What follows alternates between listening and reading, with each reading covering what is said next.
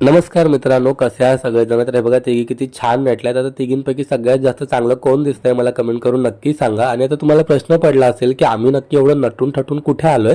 तर आज आम्ही आलो होतो एका बारशाच्या कार्यक्रमाला आणि हा जो कार्यक्रम होता तो ज्योतीच्या घरचाच कार्यक्रम होता, म्हणजे ज्योतीच्या नंदेच्या मुलाचं वारसं होतं.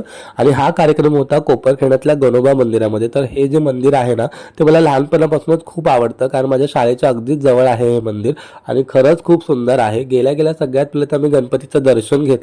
आणि तुम्ही कधी या मंदिरात आलात का मला कमेंट करून नक्की सांगा. आणि जसा बारशाचा कार्यक्रम सुरू झाला ना मला खरंच खूप इमोशनल व्हायला झालं. म्हणजे मला लगेचच चारवीच्या बारशाचा दिवस आठवला. म्हणजे चारवीच्या बारशाची धावपळ, तो दिवस खरंच कधी विसरण्यासारखा नव्हता. मुलं आपली मोठी होतात पण आपल्या आयुष्यातले जे क्षण असतात ना हे असे गोड गोड, ते आपण कधीच विसरू शकत नाही. बाय द वे तुम्हाला काय वाटतं मला कमेंट करून नक्की सांगा. आणि मग ताटातल्या गोड गोड गुलाबजामने आजचा दिवस मी संपवला. आता भेटूया उद्या. Bye bye.